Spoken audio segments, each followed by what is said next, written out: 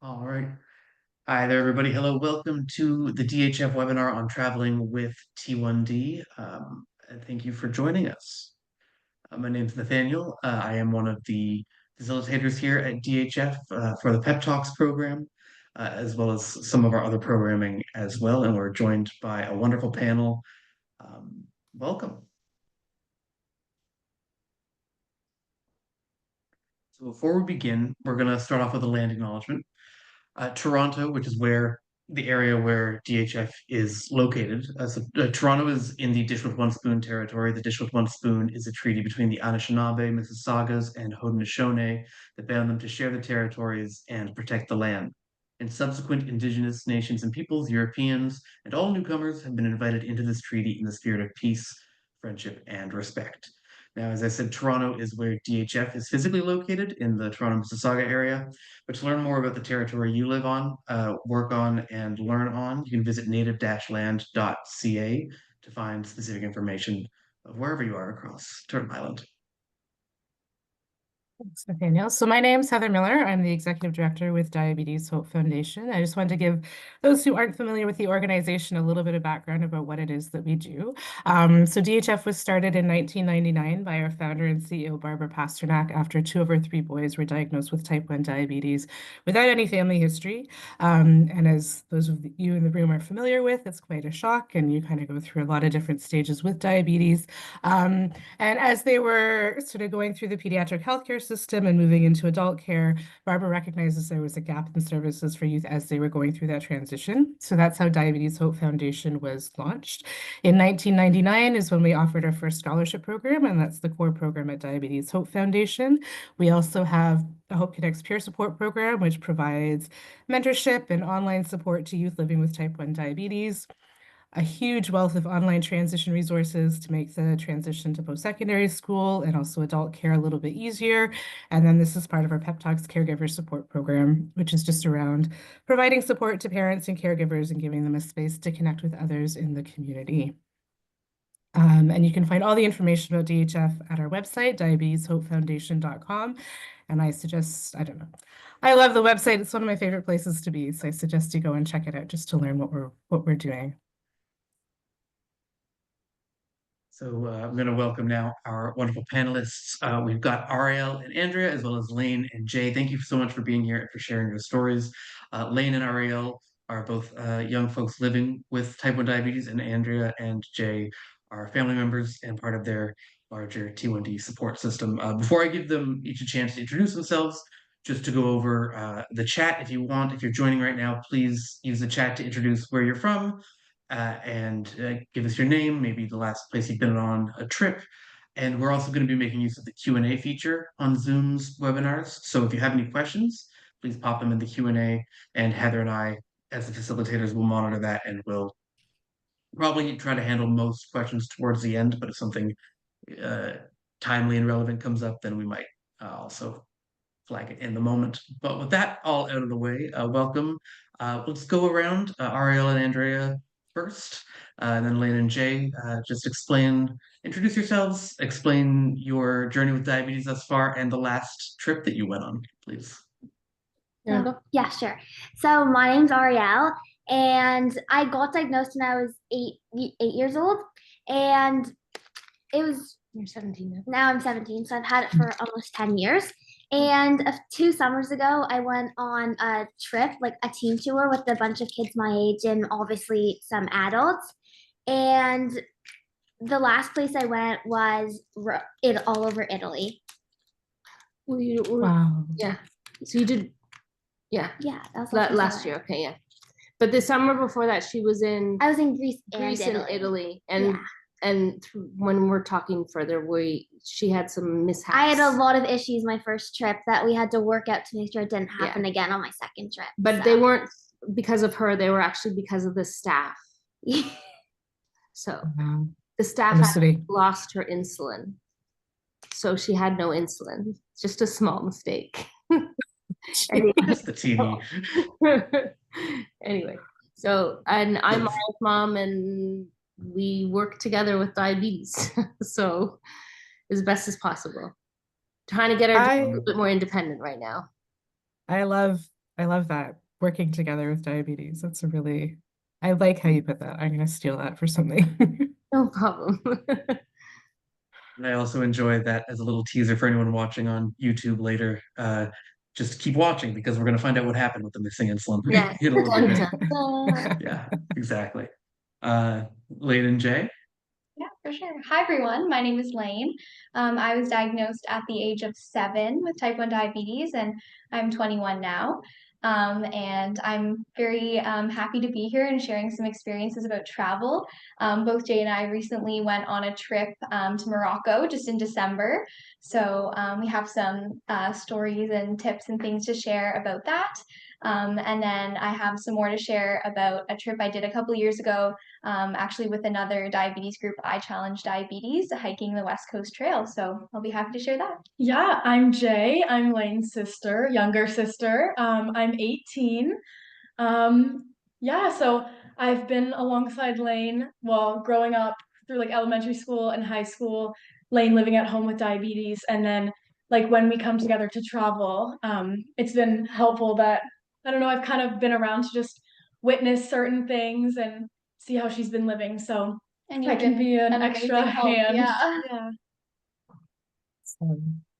Thank you, and thank you again for taking part in this. I know it's had a lot of interest, so we're excited to learn from you. We were thinking the best way to approach this was to kind of go through an imaginary trip together. So we just wanted to start with the planning phase. And I guess my first question, and feel free to jump in, is did diabetes factor into your choice of where you were going to go at all?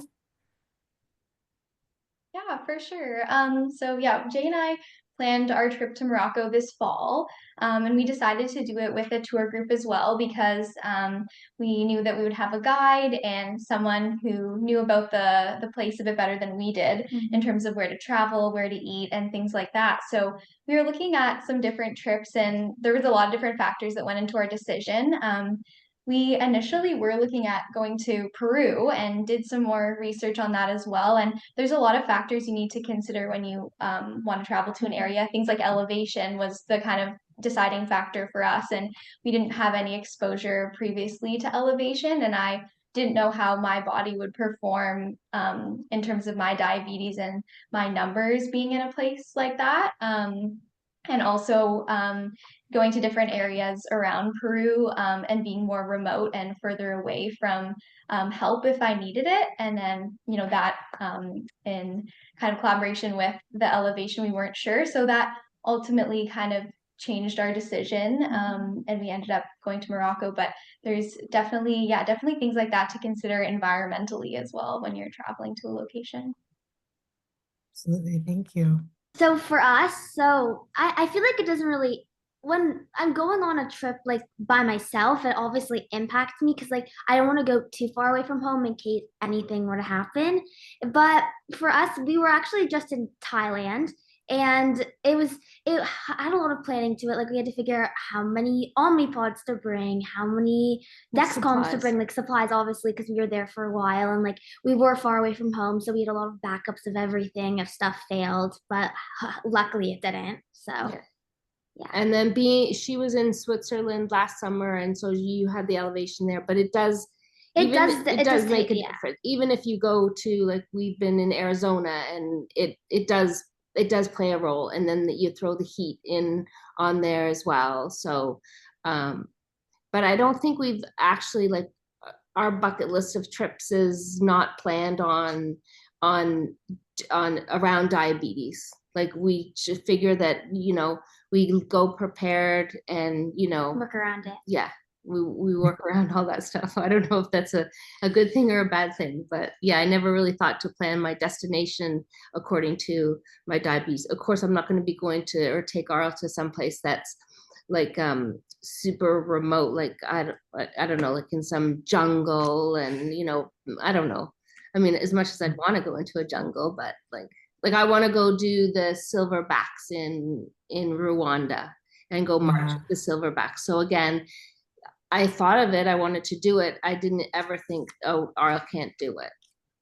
So and I think It really depends on your comfort level, right? Which is everything with type 1 and just life in general. Right, You have to do right, what you're comfortable with and right. what you feel safe with. I wanted to kind of circle back to what you were saying about your Omnipods and how many to get, and just kind of wanted to get some advice from both of you about how you plan for what to pack for your diabetes. So not so much the flip-flops and the sunscreen, but what you made sure that you had in your bag for your diabetes and what went into getting the extra supplies that you took with you.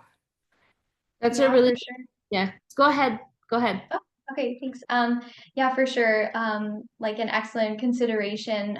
For me, I kind of started with my endocrinologist appointment leading up to the trip. I requested a travel letter. So I'm not sure if anyone has also done that before as well, but just because there's always uncertainties with going through customs and going through security, and you never know if you're gonna be asked any questions or anything about what the supplies that you're carrying. So having just a doctor's letter that just says that you live with type 1 diabetes and provides the name and address of your doctor in case any customs officer has any questions is always super important. And I personally didn't need to use it, and I haven't ever had to use it really recently, but it's a nice backup to have and just a bit of a confidence booster.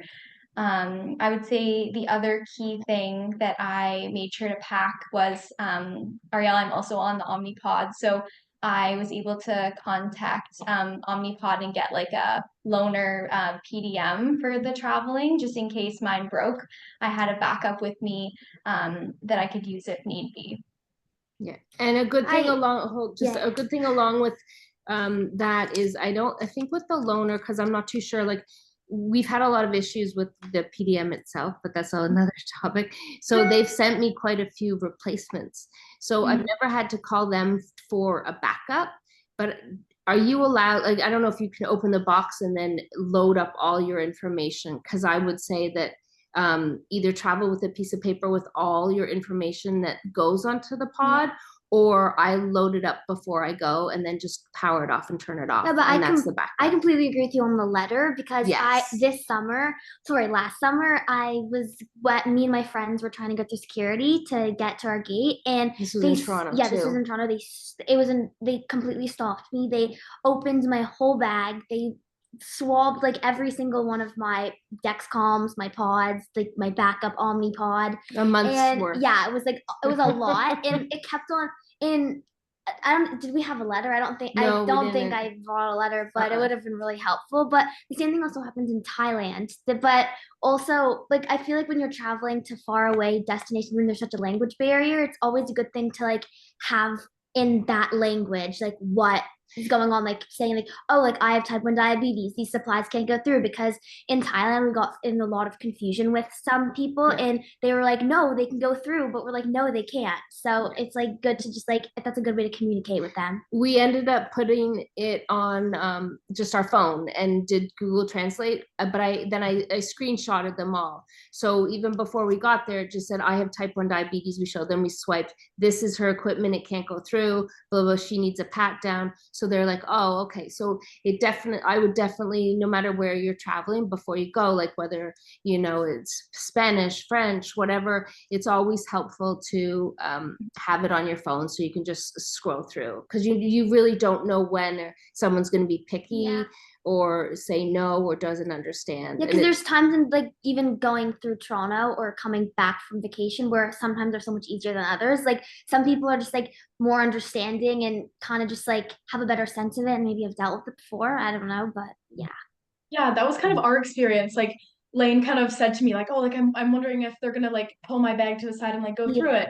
And it didn't happen at all. We had 3 flights on the way to get to Morocco and 2 on the way home. So we were in a lot of airports. Not like no time did they like take your bag aside or anything. So yeah, it just I guess depends on if like people have like seen it before or anything. Lane does like just kind of let them know before, like, oh, I'm gonna need a pat down, like I'm gonna set off the alarms, but it's like because I have diabetes. So I guess that kind of just letting them know right before kind of helps. But yeah. And we all I do a pat down because there's such confusion and between the big ones where you go like this and then the ones where you walk through. And then someone even said, one of the security people said, never put your insulin through, it'll ruin it. So just across the board, I just say to Ariel, never go through any of them and just ask for a pat down. It's just the easiest and safe, especially when you're traveling, to not have that one, mishap when it doesn't work, Yeah. So, I love the idea of getting the translation and having that on hand for when you go. That's really, really smart. And even maybe having like phrases that you can use when you're out at restaurants or something like that, and you do need that help is really thoughtful to have. yeah. So that I know the backup PDM, I know you can often get a backup pump if you're on Tandem or Medtronic or something like that, which is great to sort of get ahead of time. And I love that you pointed out to write down your data. So if it does Yes. fail, you've got it somewhere and you know what your numbers need to be and what your Yeah. adjustments are and everything. I'm wondering how much extra you brought with you. Well, for us, when we go on like a 2 week trip, we kind of pack for, I don't know, like a month.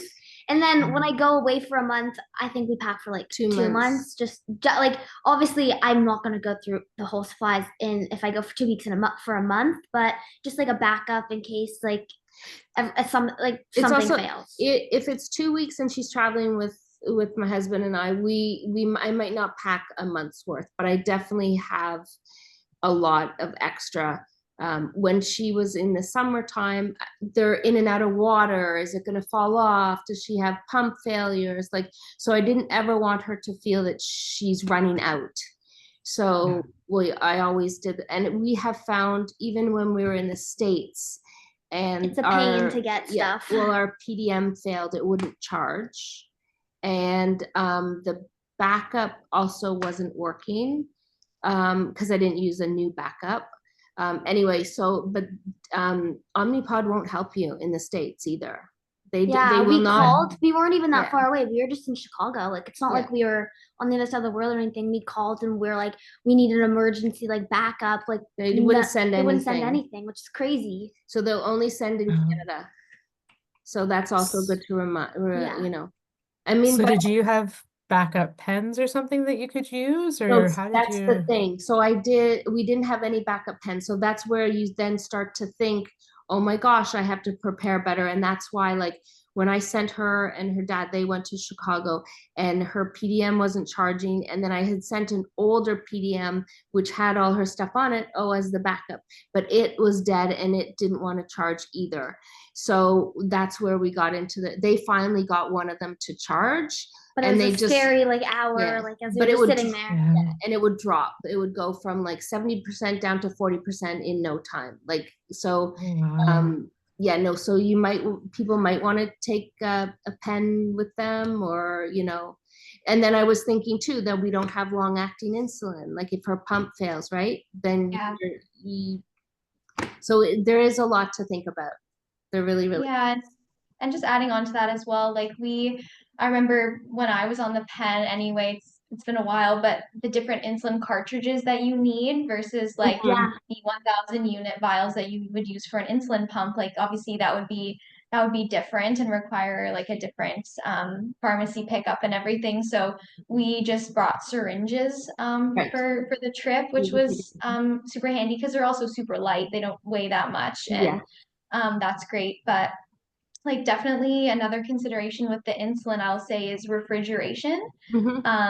Just that aspect of it, Frio packs are great if you have access to that for traveling, because they stay cool for about a week. And then if you're staying at a indoor accommodation, you're not camping or something, but you're at a hotel or anything like that, you can just use refrigerators as you go. But that's definitely a consideration as well. I found the Frio packs, I found it just got lukewarm. I didn't feel it kept the insulin that cold. I don't know if that's okay. Anyway, we travel with it's a thermos for water, just but it holds ice and the ice will last in there for quite a while. And then what I told Ariel to do when she's traveling with the groups, because of the incident with the lost insulin, she travels, so I'll bring 2 bottles or 2 little thermoses. One has 1 insulin in it for the day, like, so it's day trip insulin. And the other is left if they're staying over in the hotel for a few nights, it stays in the hotel room. Because when they lost the insulin, they were carrying it around in a cooler, all of it.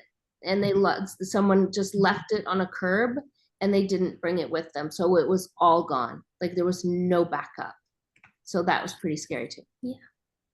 Yeah, I definitely agree with that point. I did something similar when traveling too. Like I kind of split up my diabetes supply. Like when on the plane and in transit, I always would just keep it with me in a small backpack and a carry-on. Like I always have it on my person. But then during the day, I was kind of a conflict between you don't want to leave everything in the hotel in case I need it during the day, but don't want to bring everything with me in case it gets stolen or I leave it somewhere. So I split my supplies up and I kept half of it in the hotel and half of it with me.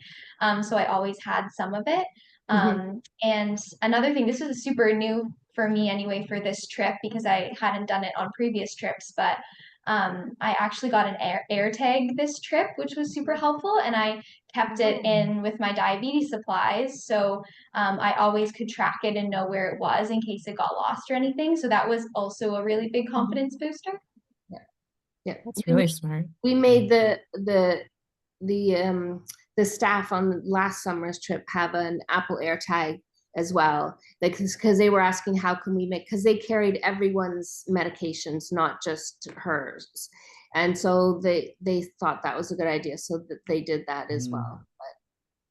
Well, that kind of gets to sort of 2 questions maybe wrapped into one, and maybe it's too big a question, so just kind of take the part that you want. But sort of when you're getting ready, did you get traveler's insurance?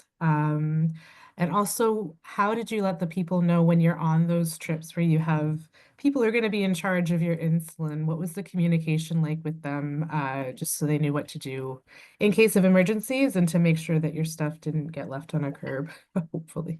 Actually, on my phone, I have an app that has my travel insurance on it. I'm actually not completely sure because I had to go to the hospital on my first trip to get insulin for like a backup. But it just has like my insurance number, everything just for I it just yeah. I wasn't the one dealing with it. My parents were. Yeah. No. But yeah, it's like I feel it's definitely good to have, like, nothing happened to me my last trip, but there were a few incidents where I know personally for me the heat makes my numbers go really high and they won't like come down. And I remember one day I was just staying so high and my mom's like, if you don't get this down, you're gonna have to go to the hospital. So like there was an incident, well, like that kind of was on me, that one. But I feel like it's good just to definitely have a backup even just for safety. And I think it depends on like before she went on her trips, we had one-on-ones with the staff who were going to be supervising, and what we were kind of expecting them. Like I said, you know what, we stayed connected on Dexcom all the whole time, so I could always see her numbers. So in the middle of the night, I said, I just need a backup phone number to call in case she's not answering her phone for the low or the high if she doesn't wake up. So that was always helpful. Apart from that, she's very responsible. I think it's just age and not getting away with your friends and I don't know, just to carb properly and when you're supposed to, instead of going, oh, I'm having too much of a good time, I'll do it later. So I think they carried the insulin, but this summer she's doing an English course out of the country, and she's going to be responsible for everything. We will obviously tell them, but yeah. So they're usually open. They have a lot of these teen tours and other people traveling. They have people with other medical conditions too. So it's better to like lay the cards out on the table, and she's responsible in so many ways. So I'm fortunate that way that we could let her do the travel by herself or with some friends. Yeah, that makes sense. Lane and Jay, did you have And anything? Jay, you were also on a group trip, right? Did you have a conversation with your facilitators there? Yeah, for sure. So I let my guide know that I was living with type 1 diabetes. And I didn't actually have too many questions like come up throughout the trip, just because like having Jay with me was like such a great support. Like there were definitely times where I was like late at night and I was, we're sharing a hotel room, right? And I'm doing like site changes at 11:30 at night, and it's probably, not the most convenient thing for you, but you're definitely like super supportive of me. And we did a lot of hiking and walking on our trips too. And so it was really nice having Jay there because, if I needed to stop and have a snack or test my blood sugars and things like that, she knew why I was stopping, and she was, waiting there with me and checking in on me. And that just makes a world of difference as well. I would say more logistical things is what I had questions for with my guide for as well. So one thing I asked them was about sharps containers and like disposal of medical equipment on the trip because, unlike, here in Canada where you see like sharps bins and like public washrooms and like they're pretty easy to find. Like there weren't any in Morocco, and I had to ask, where I should dispose of my like medical waste and things like that. So that was really helpful. But I would say Jay was definitely the best support for me, like, well, on the trip. Yeah, and then insurance wise, at like a welcome meeting that we had with our groups, our guide kind of called us up individually, so we were kind of like private when we could like tell him like our insurance number and everything. And I think when Lane went up, she kind of just mentioned like, oh, here's my insurance. Oh, like, and also I have like type 1 diabetes, so you kind of like talk to him then to let him know. Yeah, for sure. Yeah. I have to say traveling with a friend is such a great, the best thing. Yeah, especially just to circle back a little bit to the airport, like when you're going through, you feel so rushed. Yeah, it's also like stressful because Yeah. I know I've been on a trip with the same friend for the past 2 years, and she's been very helpful. She knows how to like help me when I'm feeling low or when I'm feeling kind of dizzy and gross from being like high all day. And I feel like it's kind of nice to just at the end of the day like have someone, and just even if it's just like I'm changing my site and I want company, or I'm feeling low and I just want to lay down and I just want someone with me, so just to make me feel better. But going through the airport, you're giving all your stuff over so they can go swab it, and then you have to take your shoes off and your other bags, and then your friend has their bag. But it's always nice, like when we're traveling and when it's just her dad and I, then one of us stays with her, she gets her patch, and one of us collects the bags, and then we go there. And then once we're at the spot where they're swabbing everything, we literally, like, one person's in charge of, okay, do we have the cell phone for the Dexcom? Do we have the PDM? Do we have all the things, this? And so someone can help like double check. And last summer when she was going through Toronto, she had so much trouble getting through. I texted Abby and I said, please make sure she has the following. And I just bullet pointed all of the stuff that she should have. And Abby was there to double check it. So traveling with a friend is great. And apparently you can board early with a friend with diabetes. So I don't know. But another thing I'd also say about that is some airlines say that you can take on an extra carry-on if you have diabetes for your supplies. I know I was speaking to someone and they were flying British Airways and they said no. So definitely double check. And now with Air Canada and stuff changing the rules on carry-on and check-ins and stuff like that, yeah, I would double check that. And as far as the waste, what we would do, I grab a Ziploc bag and I put all like the needles from the Omnipod and the pods and stuff. I put them all in her suitcase in like the zippered pocket on the top, and the letter is in there too. So if they want to go through the bag, they can go through it. They're just going to see the diabetes supplies. It's under the plane. They're not going to stop us for that. And it'll just be like diabetes supplies. So Absolutely. And a quick question for people who haven't been through security at an airport. When you say they swab your stuff down, what exactly does that mean? And how long does it take? And how do you, like, what is that about? So I know when I get a pat down, they take this kind of like cloth. papery cloth kind of thing, and they put it on my hands and they ask me to touch both my sites, and then they touch my hands again. And it kind of just, it goes through the machine, and I think it just gets like drug tested or something to make sure that you're not bringing anything like illegal or anything And into the also airport. maybe bomb related. Yeah. And then with the pods and the Dexcoms and all that stuff, and even like they'll make you take the case off the PDM, And sometimes or also you turn even it open on. it. They Yeah. want you to turn it on. There again, it's going through the swab, and some people just go like this in the bag. Like I usually put them in a bunch of Ziploc bags. Um, um, and sometimes like I've had people go through 30 of them each individually. So it really depends on what you get as far as luck, as far as a person who understands. So Thank you. To piggyback on that question, Heather, because I've heard you folks mention like asking for a pat down. Like, of course, I haven't flown since they introduced the 3D scanner, so it's been a while. Like, at what point in that process do you let somebody know? Like when you're approaching security, like when do you flag like, hey, I need right special away, attention because right away? taking your shoes off and you're emptying your bag, and so you're going to have all your stuff Yeah. out. You have to empty your bag like of your computer or whatever, and at the same time, so you're emptying out all your, like, she usually has like a lunch box full of all like her extra PDM and extra receiver in case she loses her phone for her Dexcom. So that all comes out, and you go and you give them the insulin as well, and you say she's type 1 diabetic or you're type 1 diabetic, this can't go through, and they take it behind, and then you just say she needs a pat down. So then they'll call someone, and they put you through in between the two scanners, and you walk through and they pat you down. So right away, just let them know as you're taking all your stuff out. Yeah. And do you notice that there's a big difference in terms of domestic travel versus international travel when it comes to security or getting through the airport?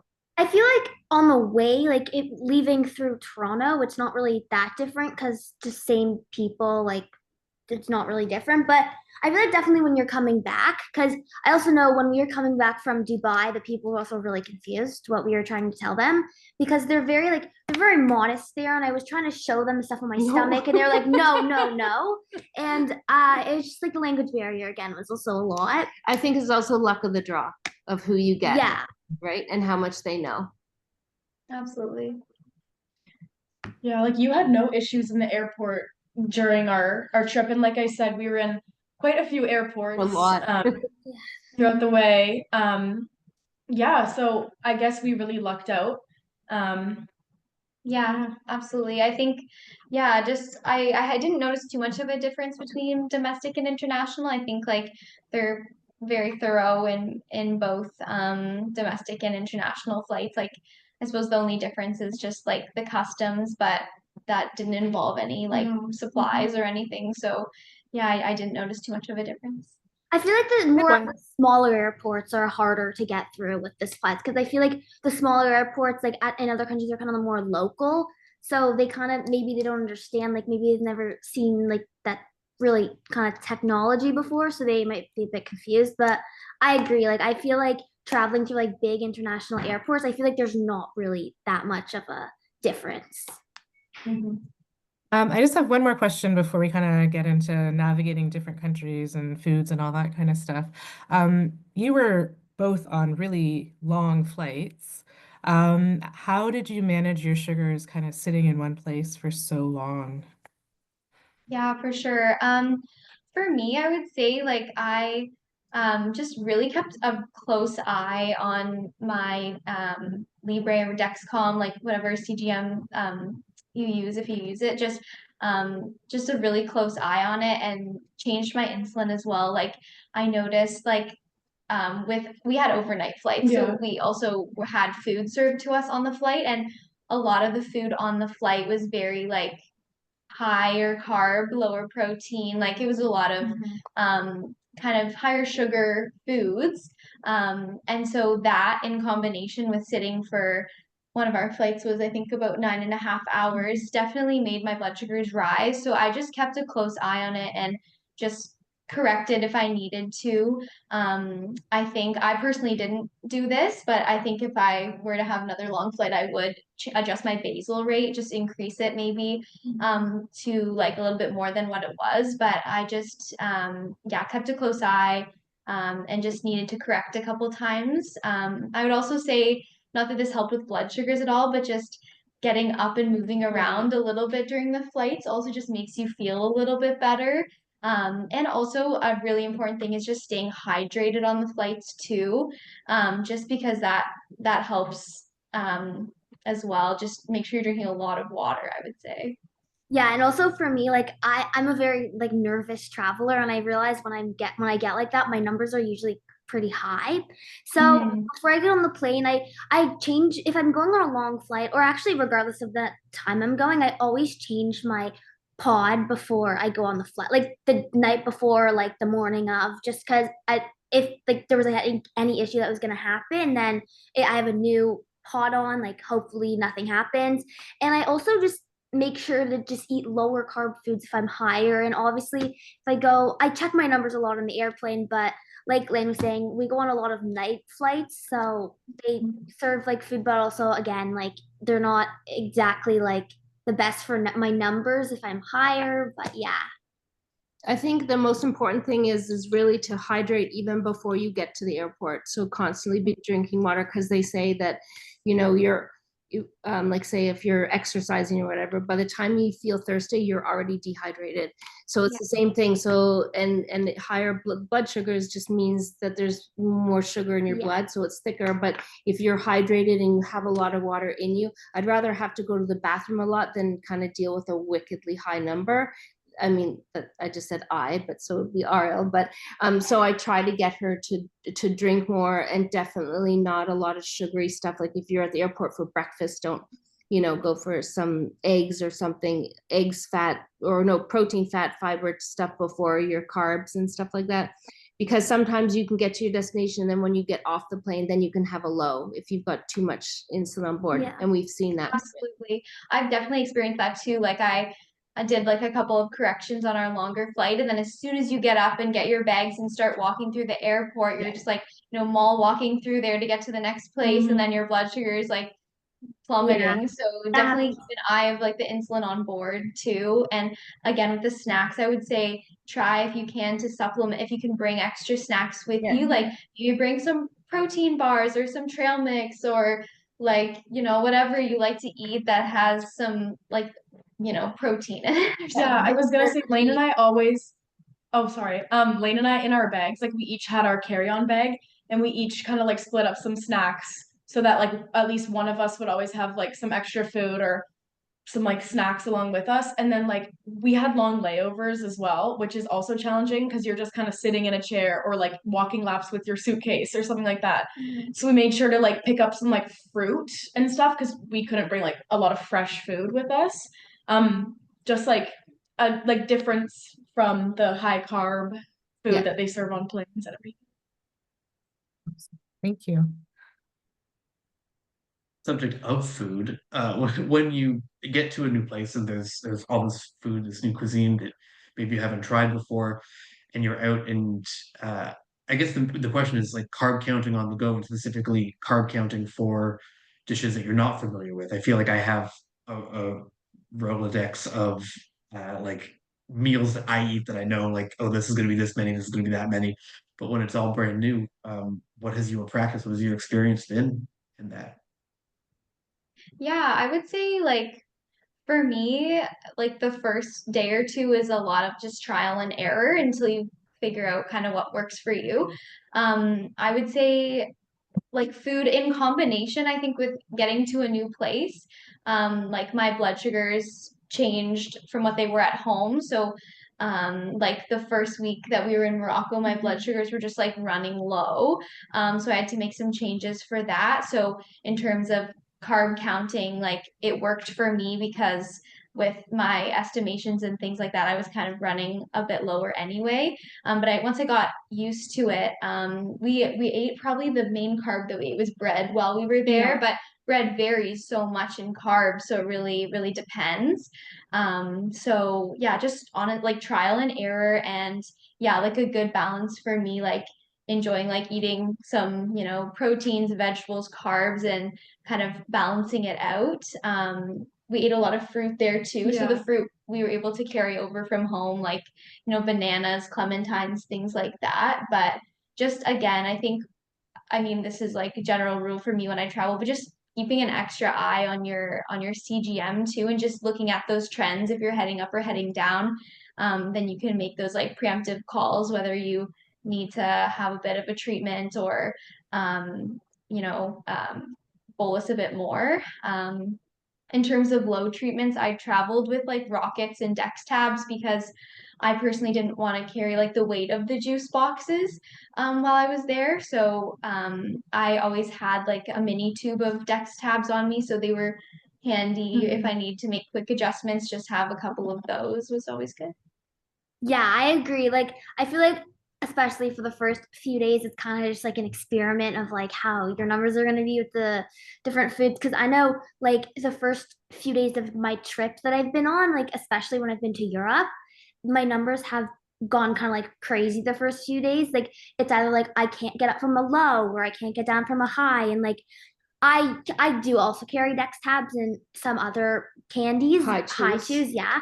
And I also carry a few juice boxes just because like in the middle of the night, like I don't really feel like chewing a Dex tab or I just want to like sip a juice and get back to sleep. But I remember actually on my first trip, the first night, I couldn't get myself up from a low and I just had to keep drinking and drinking and drinking juice and just I honestly the next day I just changed my settings on my pump and just got better. But yeah, I feel like it's a lot of it's just like kind of guessing, I guess. Not guessing, but like It's trial and error too, Yeah. because there's also a lot of fats and stuff. Like when we were in Thailand, like pad thai, who's gonna turn up pad thai? So you Yeah. got your carb with your noodles, and then you got all the sauces and the fats and stuff like that. Yeah, So, and obviously like the main like carby thing I ate in Italy was pasta. So and I could gelato. yeah, and gelato, which I could obviously couldn't turn down. So I feel like after getting like a sense of I feel like obviously not everything's the same, like because I kind of went all over Italy. Obviously not everything's the same, but like I feel like once you get like a sense of it, like now I know. Like I'm going back to Italy this summer and I feel like I'll have a better idea of kind of what's going on. But I feel like regardless, if you go back to a place or you're visiting it new, it's still adjusting. Yeah, with Lane and I, one cool thing about like the tour group style of traveling was a lot of the meals were like provided for us. So it wasn't like ordering off a menu at a restaurant. It was just served for you. It was family style. So Lane had to do like a really good job of like kind of just like, oh, there's something served in front of you. Like I need to like guess the carbs and everything. In our case, the first day that we got to Morocco, we joined a cooking class and we cooked a very like traditional meal which is called like tagine and it's like chicken vegetables along with bread and so that was really cool because we got to see like how much was going into our servings like the ingredients for the bread like what like all the spices and everything and then it turned out that like a lot of the meals like most of them I'd say we had tagine just like maybe a few different vegetables or like a different protein like we had lamb or chicken so I think that was really cool because we got to see how it was made, like everything that goes into it. And then we were served it for like a bunch of our meals. So I think that really helped. Because there was like a little bit of repetition going. So Yeah, totally. that was good, I guess. Yeah, and I would say too, like if you're not really doing a lot of your own cooking when you're traveling and you're not really entering the grocery stores and getting like things like packaged food that you can read the label, like you do have to do a bit of estimating, but also in the cases where you are like maybe buying snacks or things like that, like reading the package is different than at home because like in Morocco everything's printed in Arabic and French, and if you don't speak those languages, then you wouldn't be able to know the carbohydrate counts and fiber and everything like that. So it was definitely helpful, like as you mentioned earlier, like maybe if you have like a Google Translator, if you have like a guide who can help translate for you, then that's really helpful too.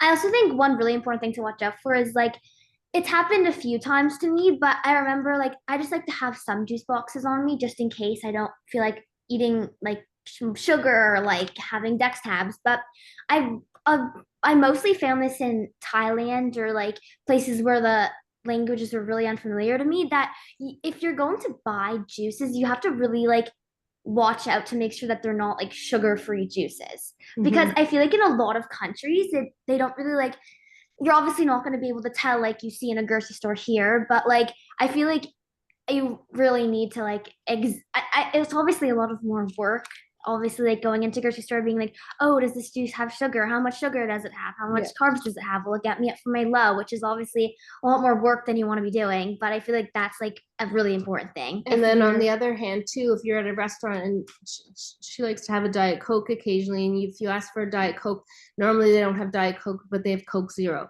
it tastes very similar to Coke. And if it's off the fountain, so you have to make sure that they know that it's for diabetes, and if they were given her a real Coke, she'd be in real trouble with all the extra sugar because you didn't carb for it. So sometimes, usually when we're traveling, and as far as having a Diet Coke, we kind of say, let's get it from the store so we can actually see on the bottle that it says Coke Zero or Diet Coke or whatever, that like that. But I think with the also, like when she's away in the summertime, I kind of just say, you know what, you're there to have a good time and do the best you can. Obviously, if you're going to have pizza one night, you're in Italy, why wouldn't you have pizza? Just don't have 10 pieces. Like, do the same like you do at home. Try to fill up with some more fresh vegetables and stuff like that. Have your gelato. Don't have like a huge hunk of gelato, and make sure you have some protein in before you have the sugar to help. But also, I said, change your expectation. Instead of being in target of 5 to 8, try to be like, I didn't care if she was 9 to 11, right? Like, it's okay. Like, your month away is not gonna, you're not gonna do any huge damage by being 9, 11, you know, it just. Yeah, that's a great point, and I agree. And I think like you don't want to get too frustrated as well, because travel is so dynamic. Every day is likely going to be different. And like on trips that I've been on, like, you know, when I was doing the West Coast trail hike, we were so active every single day, and it was like extremely different expectations, like for blood sugar when you're like being that active. And then when we were on our trip this winter, it was like one day we were in a car driving for 8 hours, and the next day we were hiking up like a mountain. So it really depends, and just like being kind to yourself too, and like recognizing that I am traveling and every day is going to be a little bit different. And just as long as you're like staying on top of things and doing your best, but also understanding that you don't have the same routines that you do when you're at home. Yeah. I also like, especially like when you're on more of like the like guided trips, or like when you're with a group, I feel like you go out at like 9 in the morning and you're not back at your hotel until like later at night. So like I feel like it's like I know for me every day was different on my trip. Like Lynn was saying, one day we were driving all day to another place, but then the next day we were climbing up a mountain. Like there's so much, like so many changes going on. So like I feel like you just have to be flexible with a lot of things. Diabetes is a roller coaster. Every day. Like, so when you have a routine, so the idea that you're doing something every new day is and not the different, same with diabetes, so why should it be when you're traveling? exactly. Exactly. And I'll just say one, I don't know if we're going to get into this type of conversation, but just on the note, like when you're staying in a hotel, a good thing that I always do when I'm with Ariel, and I try to tell her when she's on her trips by herself or with a friend, put something, like if you have the insulin in your room, in a fridge or in a thermos or whatever, put something on the door that you leave from like a coat hanger or something, and label that, tell everyone in the room, this is on the door, so we don't walk out without the insulin. So it's a reminder, instead of like trying to go, oh, I won't forget. Because then when you go to touch the door, you're like, why is there a hanger on the door? Why is there, you know, a pair of pants hanging on the door? Because you have to remember your insulin. So just try to do little tricks like that of not to leave like something that's in a refrigerator behind is always helpful. And actually, that brings us wonderfully to the next point about remembering insulin. We did promise at the beginning of this, we get to the end of the story about the missing lost insulin, and I have here on my notes to talk about travel emergencies, and I can't think of a bigger travel emergency than not having insulin all of a sudden. So I would love to sort of hear, like we kind of heard how it happened, but what did you do? Like that's the worst case scenario. I remember we were in a small town in Italy, and it was 2:30 in the morning. 2:30 in the morning, but my parents were on the same time zone as me because they happened to just be in France. So I was lucky, but I remember my mom calling me in the middle of the night and she's like, you have to get up and go to the hospital. And I was like, oh, I thought you were just calling me to like wake up so I needed a juice box or I needed to get myself a correction because I was high. But she's like, no, like we were touring around the city and the person who was supposed to watch my insulin, they were like, the people were like so dependent that they should watch the, wait, sorry. No, they just left it. Before the trip they were like, oh no, like we'll take good care of it, like it's safe with us. Like I was going on the trip thinking that my insulin was safer with them than it was with me, but I remember the person who was supposed to watch my insulin left it somewhere.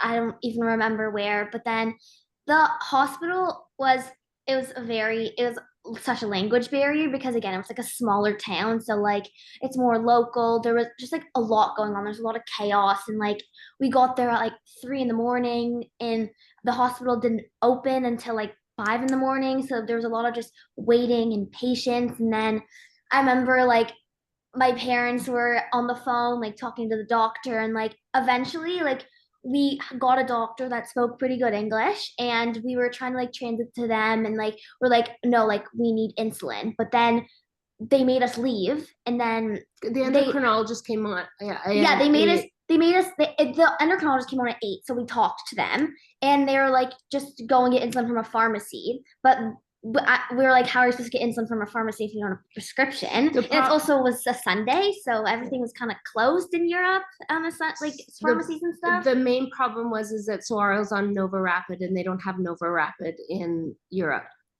So, and from what I understand, the Omnipod, not all insulins work with that pump.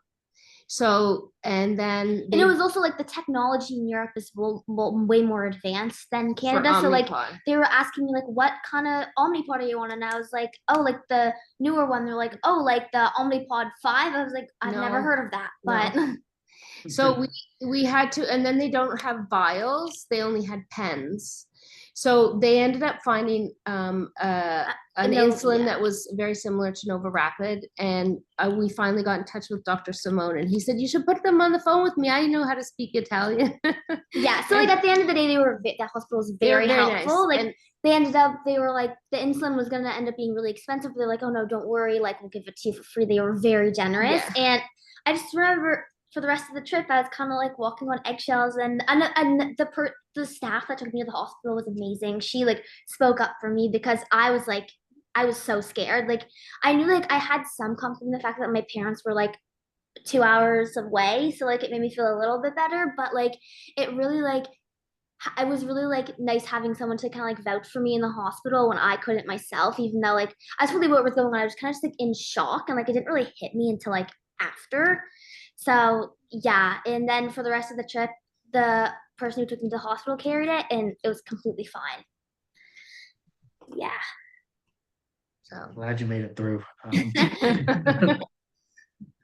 Was it scary to like 12 hours there? I was like, oh no. Apart from that, the only other thing was when they were in Chicago and when they didn't have like a PDM fully active, that was also scary because then you start to think about, I don't have I have insulin, but I don't have they could have gone to the drugstore to get syringes, but then she doesn't have her pod, I think was due that night. She didn't have long acting insulin. So then there was a lot of issues with that too. Yeah. I also forgot to mention that my pod was like it started like going off when I was at the hospital. I'm like, oh no, like I was so nervous. I was like, something's going to happen. And I was so like scared that they were going to have insulin or they weren't going to have the right insulin, but I'm so thank goodness it all ended up working out, which I'm really glad about. And I feel like it was also just more like for also like the company that I was with, but also for me like a learning experience that like I remember like going on the trip last summer opposed to 2 summers ago, we were very clear with the company and the staff like what to do with the insulin and like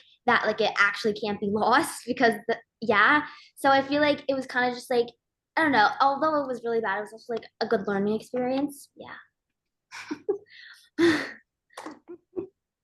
Wonderful. Yeah. And Leighton, have you ever had a like a scare or anything in terms of missing equipment or just things happen on the trip? Yeah, I would say I haven't had to go to the hospital on a trip. I've been lucky about that. I've certainly had like pods failing and kind of lows in the middle of the night, which, things like when you're traveling and that happens, it can be a little bit scary because you might not be with, family or friends. It might be a new environment and that sort of things that can be a little bit of a scare. I would say I guess one thing that happened to me recently when traveling was just getting sick when you're traveling, and that's another bump in the road when you have diabetes too. It's something that you have to be prepared for because you have to prioritize yourself and your health. And this happened when we were in Morocco. I was sick for a couple of days, and I ended up it was luckily one of the days that we weren't traveling. We were staying in a place for 2 days, so I was able to just stay and sleep for the day, but it definitely affects your blood sugars and your appetite, like not being like hungry or not eating the same amount that you normally would is something to be cautious of. And, I think also just advocating for yourself because especially when you're traveling with a group, you don't want to let the group down and you want to make sure that things are still on schedule, but you have to advocate for yourself and make sure that you're getting better so that you can, be a participant and just be healthy for the rest of the trip. But I think, yeah, definitely be prepared as well for sick days when you're traveling and bring things with you to prepare for that as well. Whether it's like lozenges and cold medication or Gravol, things like that, just to prepare because, yeah, something to be cautious Yeah. of. That happened to me actually in Switzerland last summer, sorry. We were in like the mountains and I got a really bad like I like cold in my nose and I just really wasn't feeling well. Like I just like everything, my head was just like tight. I was like I didn't want to like for me like I hate missing out on things just because like I have my blood sugar is not normal or I'm not feeling well. So like I always try and like push myself and keep going. But like I don't know, I feel like yeah, especially like I remember I wasn't as prepared when I got sick. I remember vividly going to the pharmacy and buying a ton of stuff just to make me feel better. And like thankfully, like it was only really bad for a few days and like obviously took a while to kind of just like all be finished with. But I feel like, yeah, it's with traveling with diabetes and then on top of that being sick, it's definitely those few days are definitely rough because Yeah. no appetite, no like so I tend to run higher when I'm sick, but like yeah. I guess brushing up on your sick day management just prior to going, like as part of that planning, and even going back to planning with the endo appointment, maybe saying like, "Hey, I'm planning on going somewhere very hot or somewhere with increased elevation," and going back to your healthcare team and asking for their input in advance, so that when it does come time to adjust, you're not doing it on the fly, Yeah. emotion away. Also, I realize we're almost at time now, so I don't want to keep folks too late. So why don't we wrap it up with a quick question about uh, advice, travel advice, either advice that you've received from healthcare professionals or other people who have traveled, or something you wish you'd known, something you want to share with the folks who are watching this about how to travel with T1D. Who wants to go first? I'll go first. I would say like a few points. I would say definitely don't stress if your numbers aren't completely in range all the time. Bring lots of backup of as far as equipment and stuff like that to make you feel like you're safe and that if you have mishaps with some of your stuff. And definitely take your time when going through airports. Take your time with everything that you do that like even like taking a few extra minutes and looking at your numbers and bolusing. Try to bolus before you eat, like all of that stuff. It'll just make it more enjoyable. And the truth of the matter is that no matter where you are, diabetes never seems to be the same anyway, even when you're at home. And when you're away, sometimes the altitude will affect RL and then sometimes it won't, and you're still left scratching your head. So just be prepared to be able to make the slight changes on on your PDM, or if you're doing injectables, you know, to be able to give whether you can give some insulin and stuff like that. So yeah, but yeah. I agree. I feel like one of the things that I feel like be prepared, and I also know like in the moment when like things are happening, like whether it's like something that has to do with my diabetes, like if something malfunctions or I like someone lost my insulin or not, I feel like you just have to like don't like stress about it. Like I feel like stressing about it and just like overthinking like a situation, like oh like I like something, let's say something like happened to your like pump, and I feel like over stressing about an issue like that, it just like it'll make it worse. Like I feel like you just need to stay calm. But Yeah, in the back of your head, if you have all the backups, you won't worry, right? as well as like backup supplies and stuff. I think it was good for Elaine and I to kind of be like buddies in this because like I know how to use like a glucagon if worse came to worse.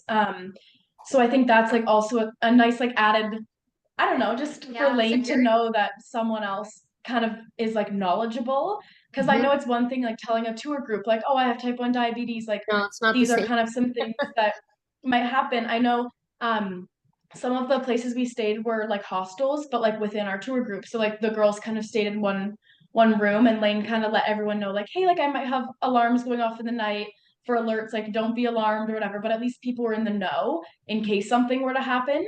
Which is just yeah, like Lane said, like a level of security, which is nice. For sure. I totally agree, all of that.